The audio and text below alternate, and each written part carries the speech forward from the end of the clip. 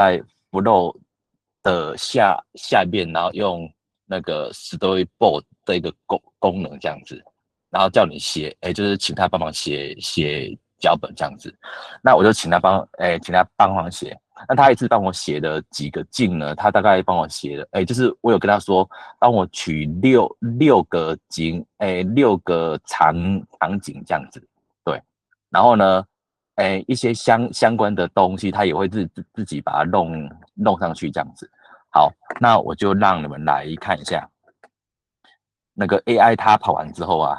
它大概就是会长成怎么样子。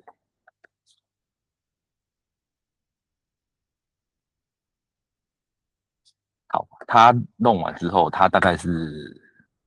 它大概是长成这样子啊。OK，就是在就是它这边有没有？那我就是把 AI 它生成的脚本就贴在这地方。好，那这上面这3个啊，我再讲一次。第一个是那个你要把脚本把它放在这上面，然后呢，它第二个呢，它会去读第一个哦，然后从你这脚本内啊，它会生成什么呢？对应的人，然后对应的场景，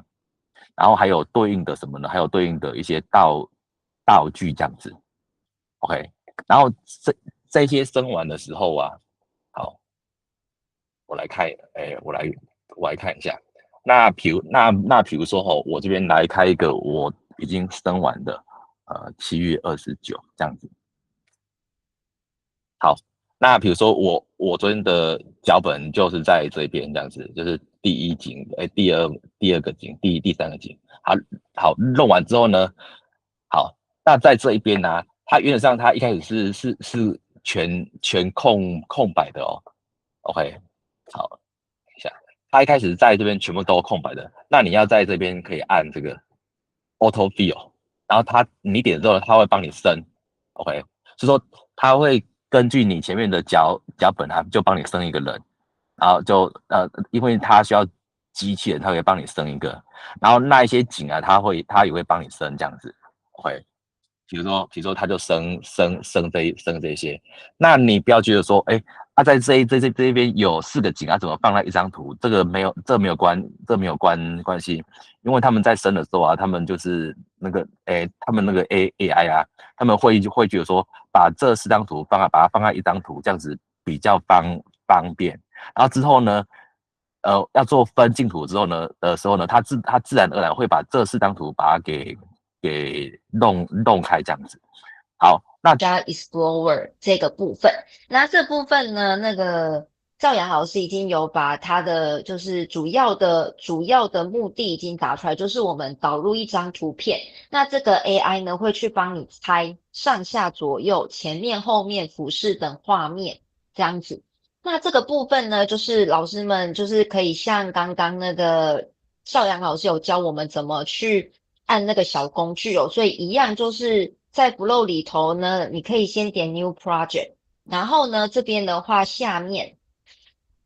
的话有这个9宫格工具的部分点进去，点进去里头呢就是找这个黄色的相机。黄色的相机点进去呢，就会是我们今天等一下我要介绍的主题这样子。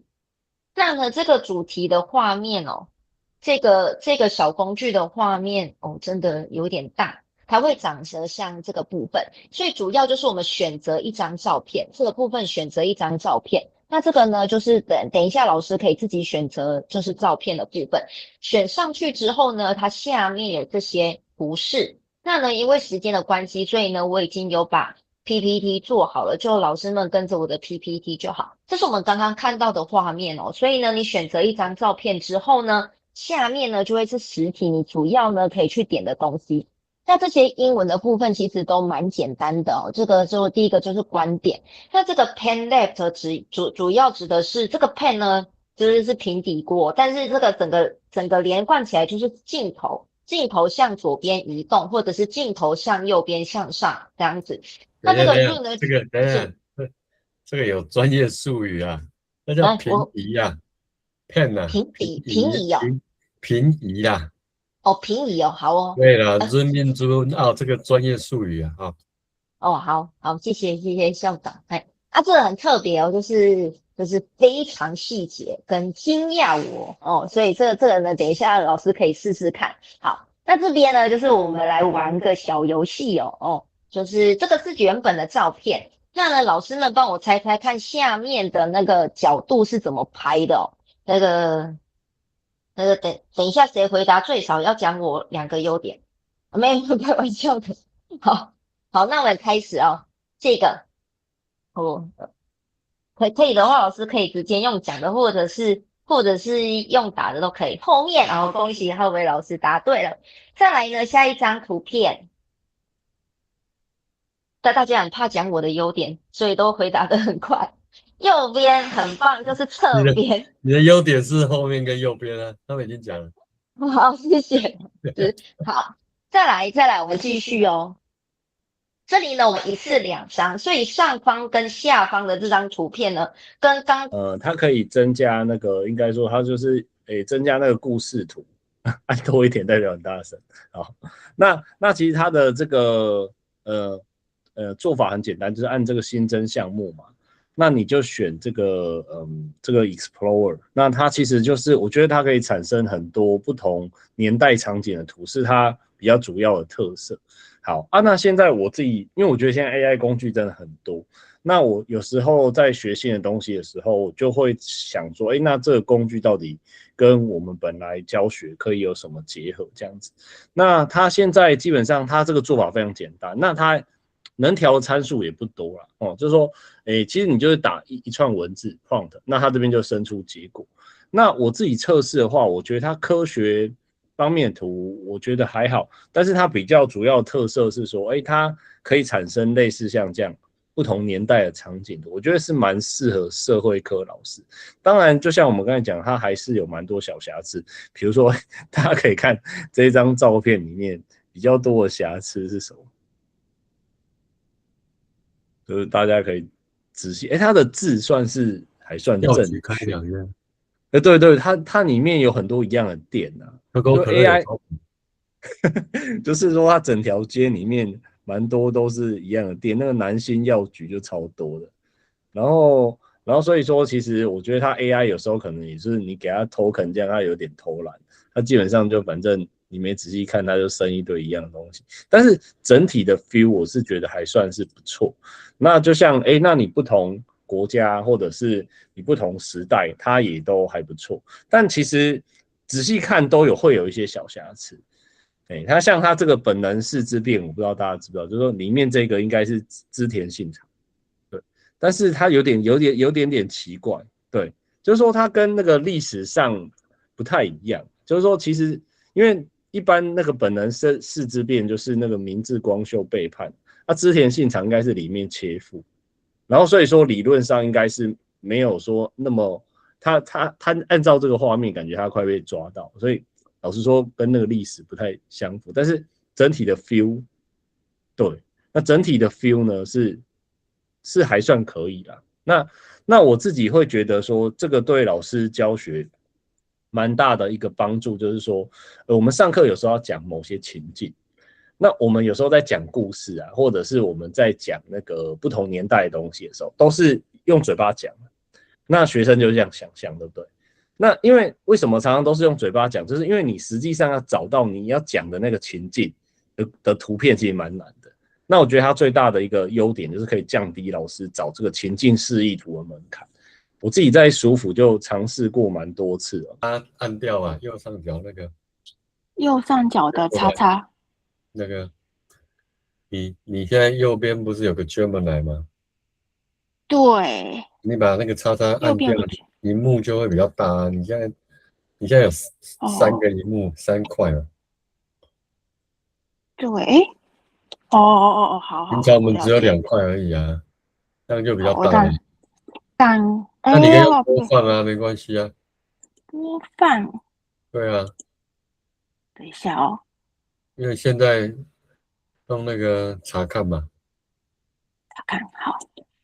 是吧？我的播放在哪里？外面播放啊，然后现在都可以啊，反正你就播，应该没问题啊。好，来，那